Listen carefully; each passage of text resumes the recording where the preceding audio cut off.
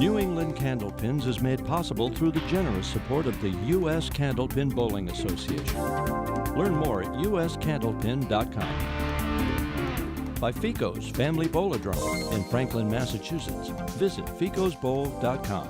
By your community's public access channel. And by your Franklin friends and neighbors. Good folks just like you. Thanks for supporting Franklin TV. And thanks for watching. From Fico's Bowl-O-Drome in Franklin, Massachusetts, it's New England Candlepins Spring Tournament 2015. In our first Elite Eight show, Phil Clough is no bluff, taking on the Wayne Newton of Candlepins, Richie Myrick. Then, in Game 2, Dan Legge looks to move on. But first, he has to get through Andrew Wasnewsky. Now let's roll with your host, Jay Horrigan. Welcome to New England Candlepins. I'm Jay Horrigan, and this is the first of our Elite Eight shows where 8 bowlers will compete to advance to our Final Four. Today, our first match is going to pit Richie Myrick against Phil the Assassin Clough. Phil, you just snuck up behind me. I got a little nervous. Yeah, well, I'm here. You are here. You are here. I was worried. So you're going to be taking on Richie Myrick. Have you bowled against Richie before? Many times at Canal Lanes, but Richie's one of the young lions of the game. He is a young lion. We know that. Yes, he is, and he's an excellent bowler, so I'm going to have to be on my game. Yes, you will. And Richie, as we've stated before in your first show, you are a Candlepin cultural icon. Hopefully you'll be able to continue that today. That's right. Rock and roll, baby. Going up against a good bowler in Phil Clough, too.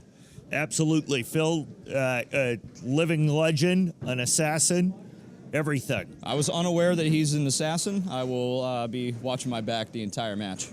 That actually has just been released due to some Freedom of Information Act that has been filed by Franklin Cable over the last couple of weeks. We were just able to get that paperwork. So thank you for the Freedom of Information Act allowing us to find out about some of Phil's background. Maybe we'll delve into that. Maybe we won't.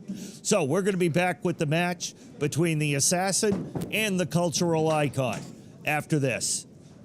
Good luck, gentlemen.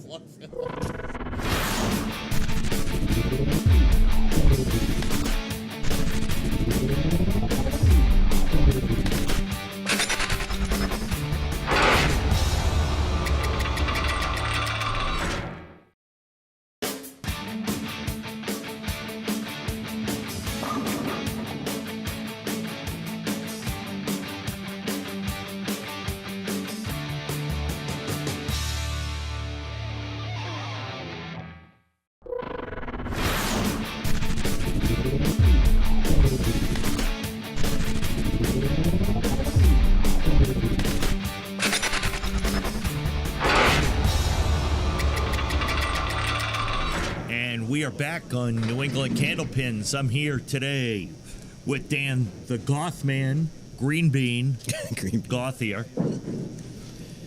Don't be giving out my secret nicknames.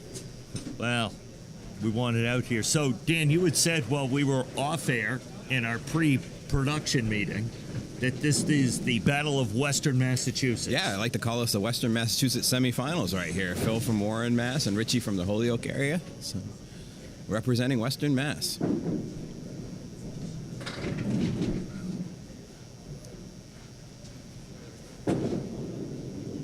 I see you gave Phil Clough a new nickname, the Assassin. I've heard him called Dumbledore. I've heard him called Grizzly Adams. I've heard him called Too Tough Clough. Too Tough Clough. Yep. I like that one.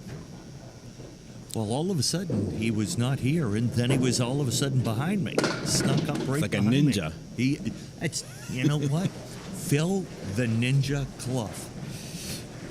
And just like his last match, starts off with a 2-1 split. Headwood didn't go.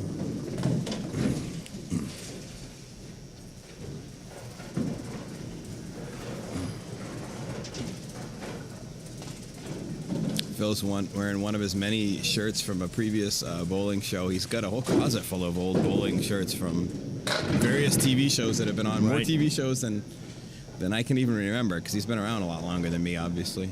It's pretty cool, actually. He actually has a book that he keeps at his house of all the 400s he's hit in his life, which Really? is over 200. And it tracks his average from the time he was a little kid till now in a chart and graphs. It's so cool. It's one of those things that, you know, you would have had to have started doing it when you were a little kid. Right, And I really right. wish I had started because Right. it's cool to have, you know. That is pretty You can cool. look at 40 or 50 years worth of your average and all the big scores you've ever hit. And That is really pretty cool. Yeah.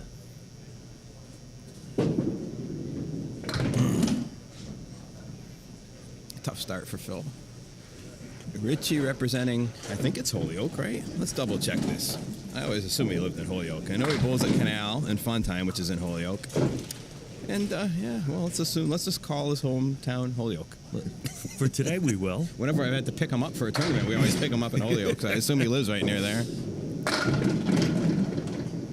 We picked him up one time in the Holyoke Mall, and we drove around that mall parking lot for about 30 minutes looking for that guy. 'Cause it's a big parking lot. When It they say meet us in the absolutely parking is. lot, and it's like, where is he? I have been out there. That is a huge parking lot. Richie just missing the triangle.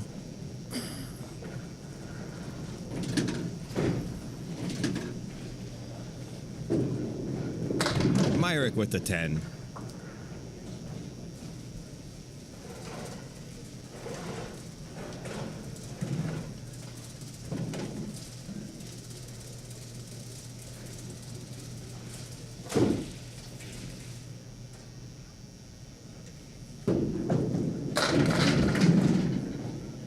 For anybody who hasn't been up bowling in this format before on TV, the one thing I noticed from having done this now with you guys quite a bit and some of the other Right. shows is when you're up there by yourself bowling two boxes, one on each lane, you have to fight a tendency to bowl at a quicker pace than you normally do because you're the only person up there. You Right. feel like with the cameras running, like it's your responsibility to just switch lanes and throw the ball real quick. Right. Oh, it was a Ooh. nice shot by Rich on an extremely difficult leave. Yeah.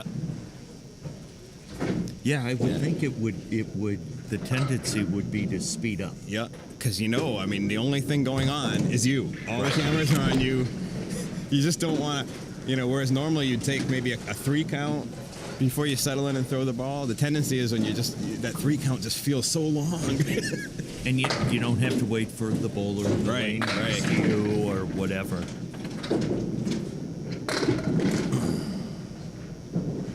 Phil with the 6 there. Phil through 2 frames is trailing by 3.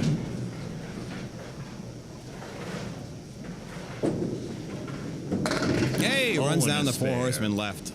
The tougher side slightly for a bowler whose ball goes right to left, I think, because your ball's breaking away from the pocket. It hits easy to leave the 7 pin in that second. He ran it down nicely. It'd be a confidence boost when you run something like that down and follow it up with a 3 on the head pin. Oh, this game is just... It's funny. It's why we love the game, though. Right. Because it is so difficult. When you do accomplish something, it feels so much better. Yeah. Oh, 2 object pins and 4 pins down. That is rough sailing. And it's not like you did anything wrong. You know what? I totally agree with you as Phil ends up with a 6 there in the 4th frame. And he has 35 through 4 on the difficulty of it. Because I think most people, when they look at her, they watch Candlepin for the first couple of times, they don't realize how difficult it is. And I know I was one of those people. As Richie gets a 6.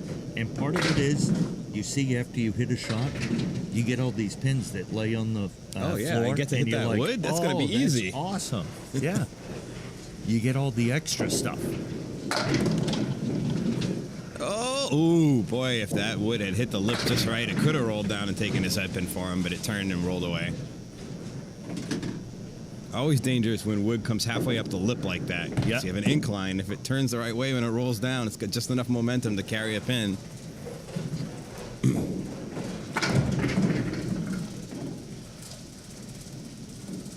Yeah, you see, we work at several bowling alleys, obviously, and you'd see people coming in who never tried Candlepin before, and they're used to 10-pin, and they get all excited about the Right. extra ball they're going to throw and the Right. wood and how light the balls are, and they should be real easy to throw. And there's a hammer for Richie. And see, we just proved how easy it is to throw these little balls. Chuck that thing right in. Yeah, invariably, the people who are trying it for the first time, the first couple of balls go right in the gutter because it takes finer motor control to throw a lighter ball than it does a heavier. A heavier ball will straighten your arm out by itself, you know. Right. So. And Phil tries to follow it up with a so what ball, but instead is left with a very difficult 6-7. You know, the 6-7 sounds like the pins are close together because the numbers are. Right. But, you know, remarkably, they're not. Takes a safe wood play instead of. I guess in addition to being a safe play, if he does hit the wood way in the end, it's got a chance to do something. Gets out of it with a 10. Dan, that's a great point, though, that you just made about the 10-pin, as Phil has 45 through 5 frames. And does he get it? Is it going to... And the shot clock just went off. I can't believe that didn't go down. Wow. Oh, that's rough. Definitely had good wood on the left. Yeah. The 10-pin ball, just due to the weight of it, straightens your arm out. It does, right? So it's And this you don't doesn't. throw as many gutter balls. And I would have never... That's something I never thought of. And then people always, you know, if you bowl 10-pin, you're used to putting spin on the ball because everybody does. I grew up... And, boy, the spin on this, you just yank it into the gutter. Right. Now, I played a little Candlepin when I was real young, but I moved away from, you know, this area. Coming from Milton, I moved away when I was 7, so the rest of my life, nice shot there by Richie. But I played 10-pin the rest of my life. Mm-hmm.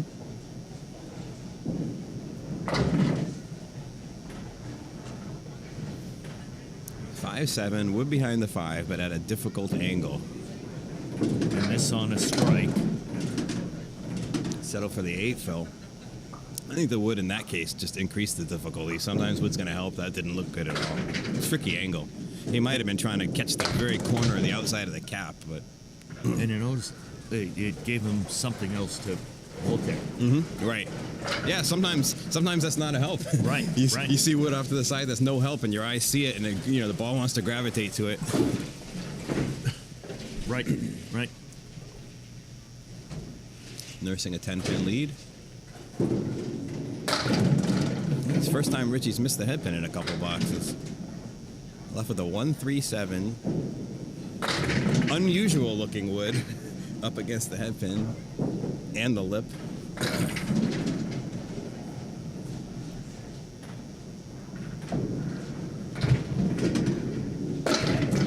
Pretty shot. He had to catch the wood enough full on the cap to drive it into the 7, and yet light enough to still carry the 3. And then basically find the perfect spot, and he did. That might be one of those occasions where it does help to throw the ball very hard. Like he had to drive that into both pins.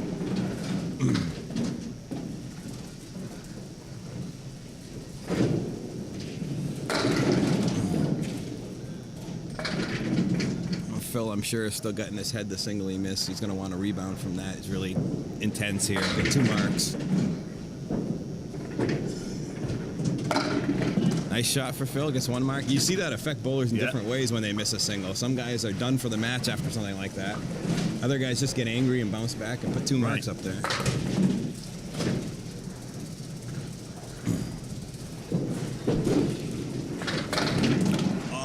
The same 3 pins he had last time he got a mark. Nothing takes the wind out of you like that. So Phil, unfortunately on 2 spares has only been able to fill that with 3 pins. On the head pin too, 1-5, 1-5-9 both times.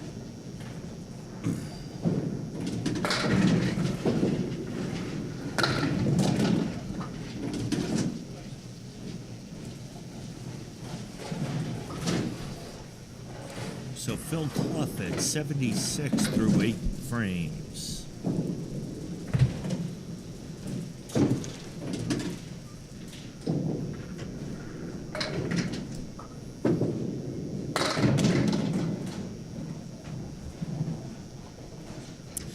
Triangle plus the 7 pin.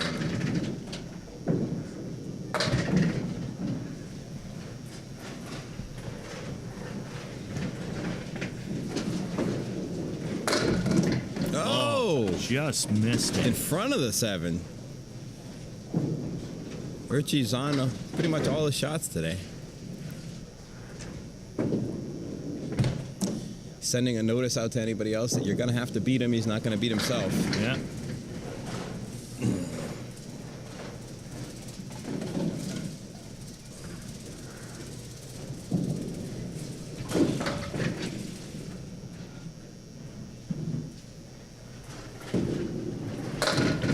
Crushes a pocket. Ooh.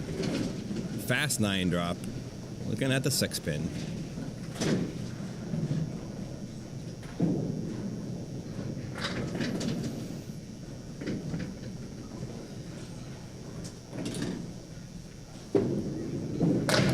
All over the 6 pin, in the face for a spare. My old announcing partner at the kids show, Robbie Taylor, would be proud of me. I finally learned my pin numbers. That's very impressive. Took 10 years of announcing, and I haven't.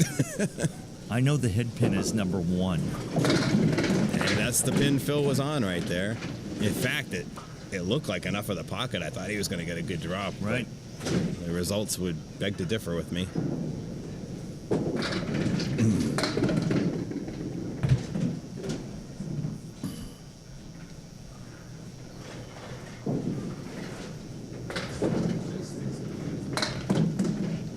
And Phil with a 9.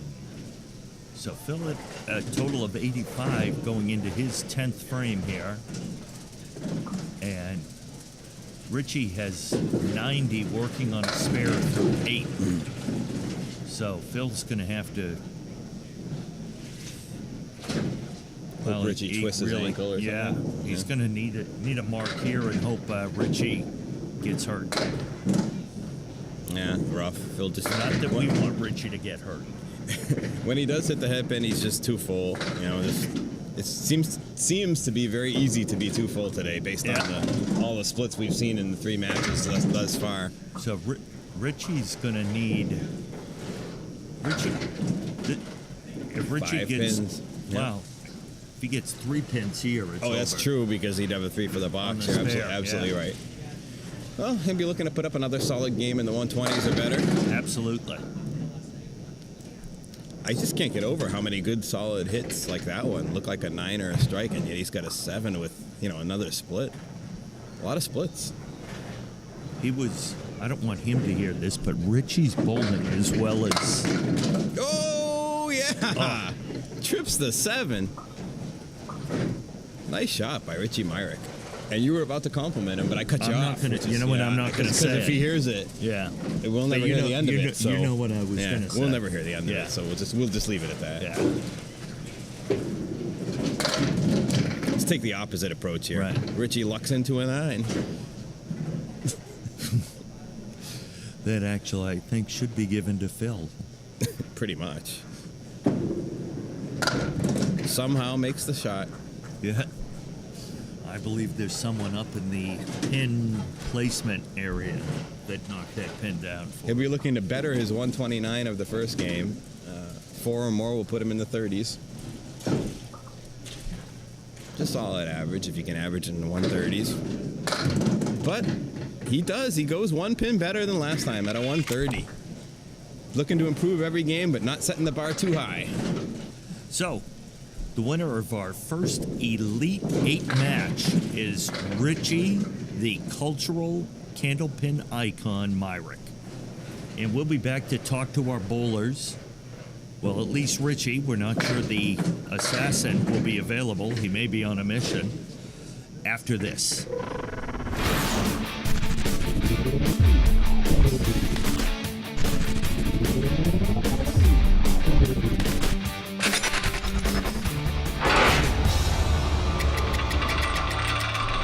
Welcome back. And we're with our bowlers from our first match in our Elite 8 show. Richie Myrick and Phil Clough. Phil, just the pins just didn't seem to fall for you today. No, I had a couple of marks and came back on the next ball right on the head pin and got 3 on both of the fills. Yeah, that was tough. a tough falling there for you. On both your marks in the 3rd and the 7th frame, you came back with 3s on those. Yeah, that didn't help any for sure. No, and then you, the guy you were bowling against just had a lot of luck going for him. I don't want to say there was any skill. There was a lot of luck going for him. Well, when you get it rolling, they tend to go for you. Absolutely, absolutely. Well, great effort, Phil. And Richie, that's right, Richie. Yeah. Congratulations. You bettered your score from the first round in this round by a tremendous 1 pin. Well, sometimes it's only 1 pin that you need. I'm just lucky to be alive right now, honestly. I mean, I bowled against an assassin. You did. You did bowl against the assassin, and there were a couple of plots that we actually, the Goth man in his style, was able to stop and save your life. Well, thanks to Shu for that. I appreciate it. Well, we all thank him on a daily basis, and you know what? We're lucky you're alive. Wow, sweet. Sweet. Excellent. Good response. Good. That's good. That's good. Good camera stuff. That right there, that's Emmy-winning stuff right there. So, Richie Myrick is our first bowler to advance to the Final Four, and we are going to be back with our second match of today's show right after this.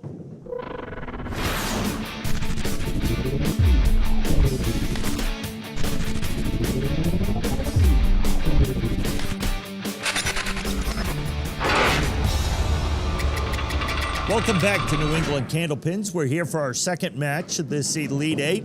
The winner advances to the Final Four.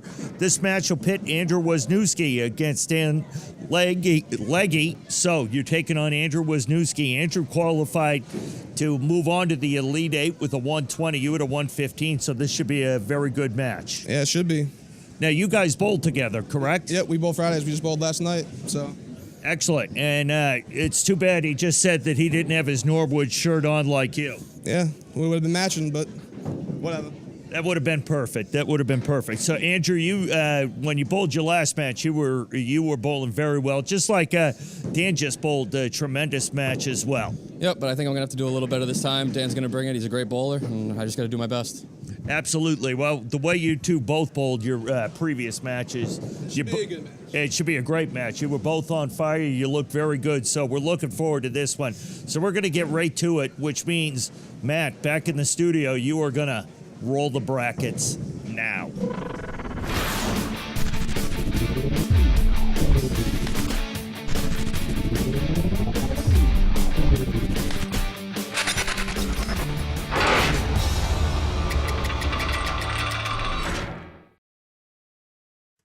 What is community without community support? Without community access? Without communication that creates a common bond? You can make community by making community TV. Contact your public access community TV center. Learn how you can help, because you can. Volunteer today. When you support your community TV, you also support your community.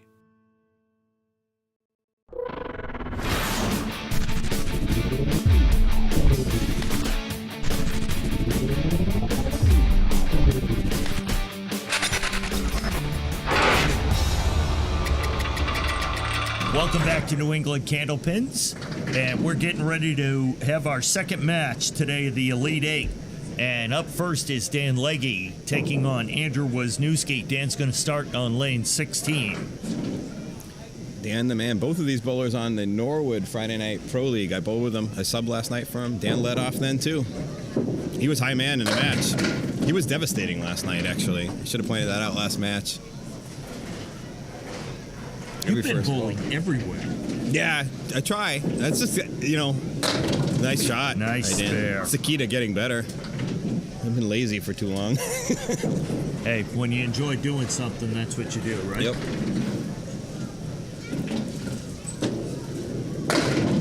On the headpin for the fill. 5. Can't be happy with the leave. A few bowlers are happy with variations of the spread eagle. It runs down to 3. He's like a machine. He's just pick up a ball, run down the pins. It just goes, yeah. He's rarely missing. Look at that. Clean 10. 25 for 2. Take it. And Andrew's last match, he bowled a 120. And He was our 4th bowler last night. He defeated Justin Scally, and he bowled very, very well as well. Contrast in angles. So you've got Dan, who has a ball that starts to the right, ends up left. And Matt, even though he's right-handed, you'll see his ball starts on the left side of the lane and works its way right a little bit. Yeah, kind of. Yep, like a lefty would typically go. Right. So they're both attacking the head pin from different angles. So we'll have to see which one works better. Solid 10, both bowlers staying perfect.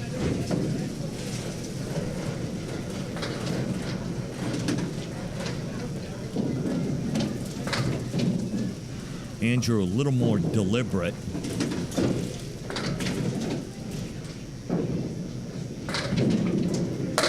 Oh, what a ball. You know what? Left to right, right to left. You crush the pocket like that, they're going to go in right. Either way.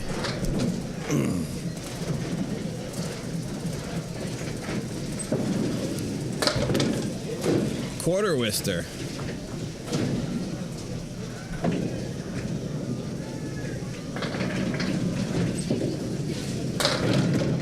Solid second ball for Dan, and you know the way the wood angled makes it possible to get out of this with a 10 with a good shot. Trying to stay perfect. And great he 10. does. That a big 10. is a great job. Anytime you don't leave anything standing, you're making your previous marks hold up all that much better.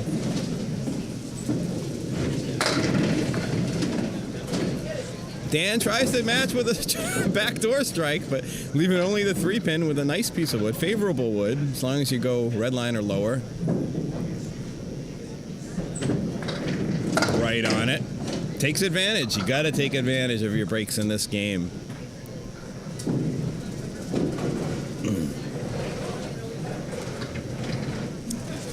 Matt looking to put up Big Phil, ideally a double.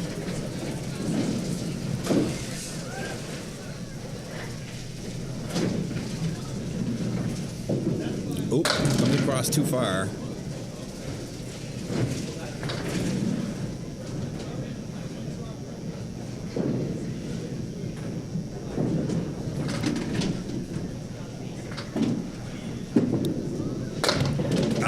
This is the danger with being a little on the conservative side. Is you think you're going to get out of it with a good fill, being on the 2-pin, and that's all you got, the 2-pin.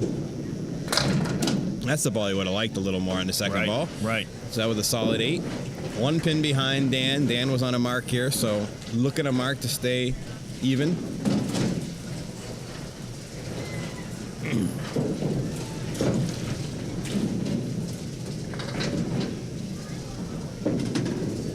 That's the ball. Oh, no. 7-9, no wood. Wow. As close to impossible as we get in this game.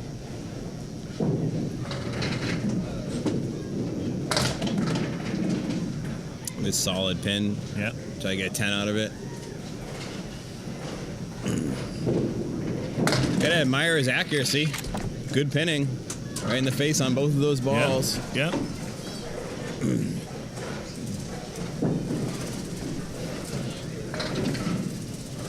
Tried to get that 7-pin first, and if he could have gotten it off the wall. Because it's closer to the wall, and you never know. You never know how it's going to come could hit the off. wall, and it could hit a nail or something and shoot more straight across. You never know. Another 9 drop for Dan. You should call him the 9 man, huh? Bang, right on it. Notice I had 4 or 5 9 drops in his first match. Yeah. And another 9 drop. Now he's got favorable wood. Do you think he'll go for the wood or go right? He's been right on the pin. I say he's going to go right for the pin. Yeah. Well, you know, it's also from our angle, it may look like that wood's closer than it is. You know, his Dan's style of just kind of grabbing the ball and going. When you're as hot as he is, I'm sure that's very. If you're hot, it's good, right? Turn your brain off, grab the ball, and go. If you think Headpin too three. much, Right, you think too right. much, That you can think happen in this yourself game, out of yeah. it. Yeah. Tell you how many times you see somebody about to shoot a single, and if I see them taking an extra 5 seconds in my head, Yeah. I'm thinking, why are they thinking about it so Yeah. much? Just ugly looking leave after that first ball for Andrew. Andrew, I bet you I called him Matt earlier, and I don't know why, but for some reason I'm thinking I did. I don't want to go back and listen to it. Well, I'll tell you what, when I do the play-by-play for the Franklin High School football team, Yeah. we offer the DVDs for sale for $20. But then if people want it without the voice, it's $30. And that's actually how we raise the most amount of money for the nonprofit TV station. Andrew almost duplicating the feat that Dan did earlier, right? Off the headpin, immediately drops 8, wood coming all around the headpin. And runs it down, takes Nice advantage. spare. So both bowlers have taken advantage of the nice backdoor leave they got.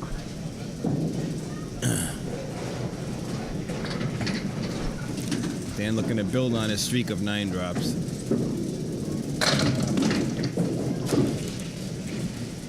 Ooh, that is an ugly 4. Because it's a very difficult leave. All 3 back pins still up there. The 5, 8, and 9.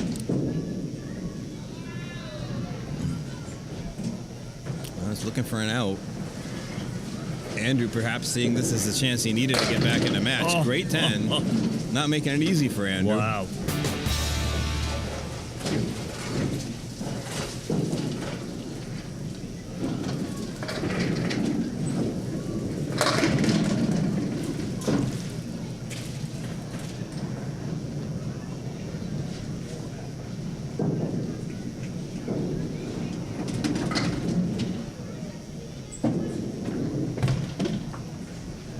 Dan slipped at a that little leave. on that.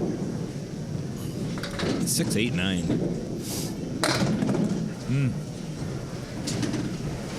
Dan's sitting at 102 after 8. Good score. Yeah.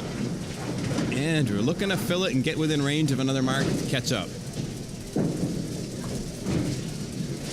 Could use one of those hammer strikes again, like Yeah. we saw early in the first half from Andrew.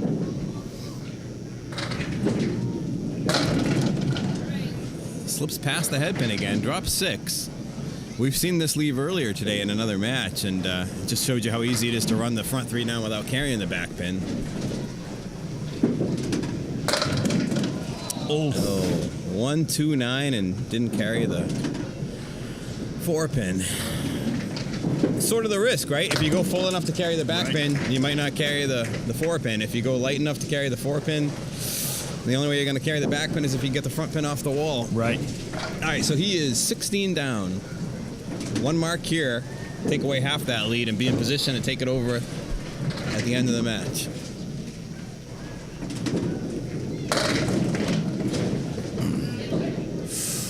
Oh. Well, you know, he obviously wanted that wood to come back and take the pin down, but it did the next best thing. It moved it so he's got a better angle, and I was going to say, and then it was right up against it.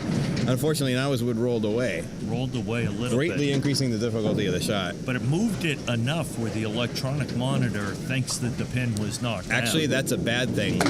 Oh, not anymore. It would have been a bad thing had he picked up the back pin. The- It would right. have reset on him. Right. And it's okay now. Yeah. When we Yeah, you're right, Yeah. because if he knocked the other pin down... It would have reset. He would have got the box over. Now, we could have prevented that had one of us sprinted over this table and hit the halt button. I can tell you it would not have been me. Yeah, you know, I was flexing in case I had to. I thought that's what you were doing. I wasn't sure, but... Dan nursing a 15-point lead, so ideally he wants another mark and make it over a 20-point lead. So that first ball wasn't where he wanted it. Good rebound on the second ball. Threw the head pin up over the 2 pins on the right. Big out here. Check. Big out. Done. Now, wants to put a mark with a fill bigger than 5. Get your lead up over 20. No. And that's what Andrew needs, is he needs him to have a rough box.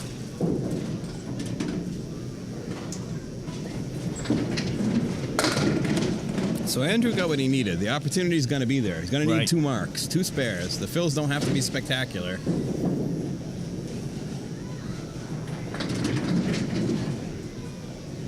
Dan's fast pace was thwarted by the slow ball return there.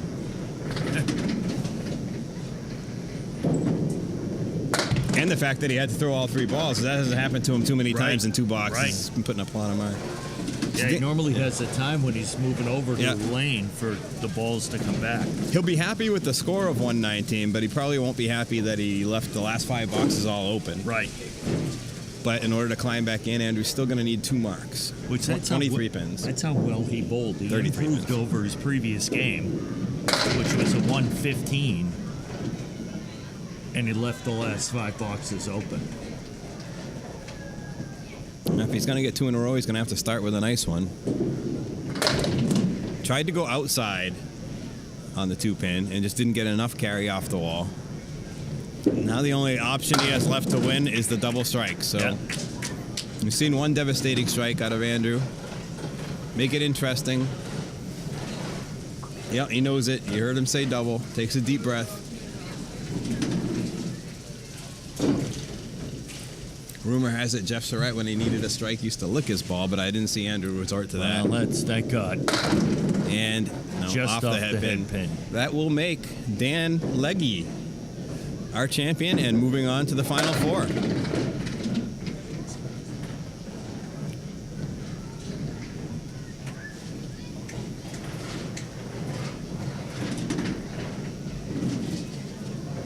And Andrew's going to still end up 105, 106, right around there.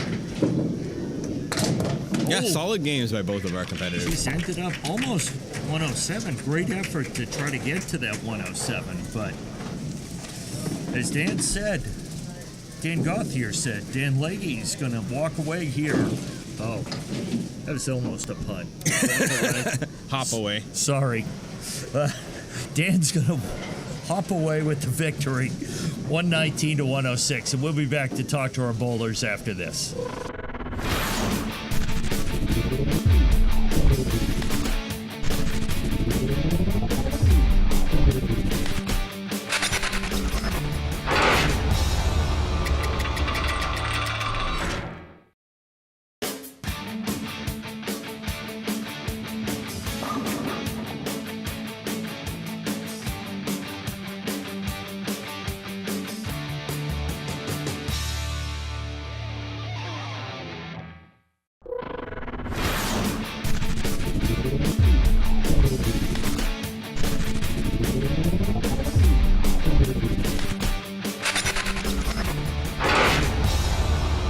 We are back with our bowlers here on New England Candlepins. Andrew, you know what? It seemed like you were bowling okay, just the pins weren't falling for you on that match. Yeah, I was hitting the object pin most of the part, and I was just getting some splits, and I couldn't convert.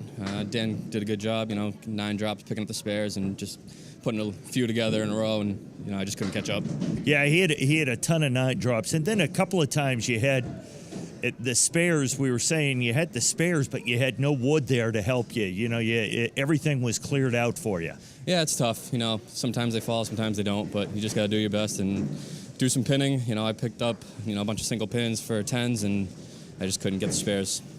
And yet you still had a shot coming to the 9th and the 10th. You still had a shot at it with a couple of marks. You still could have pulled it out if you were able to do it. Yeah, I needed 33 the last 2 boxes, so 2 spares. Fill them with a 6 and a 7, and I'm right back up there with Dan, and I Right. could have taken it. Right. Well, hey, great effort as always. You did a great job. Thank you. And Dan, tremendous job. You were just seemed to be just in a groove as you did your previous match. You improved over your last score. You had a 119 versus a 115 before, so you seem to be bowling very well. Yeah, I was right back on the object pin, getting the 9-8 drops, getting spares when I needed them, and just had a good game. Absolutely, yeah. You seem very comfortable. You're grabbing the ball, you're looking, and then you're going. Yep, when I know what I want to do, I just get up there and bowl. Absolutely. Well, it's a pleasure to watch out there. Great job, guys. That was a lot of fun. That was a real fun match to watch. So, Dan is going to advance now to our Final 4. So that'll wrap up this show. Next, we will have another Elite 8 show coming up down the road for you folks to watch. For Matt Ferrara and Dan Gauthier, I'm Jay Horrigan. We will see you soon on New England Candlepins.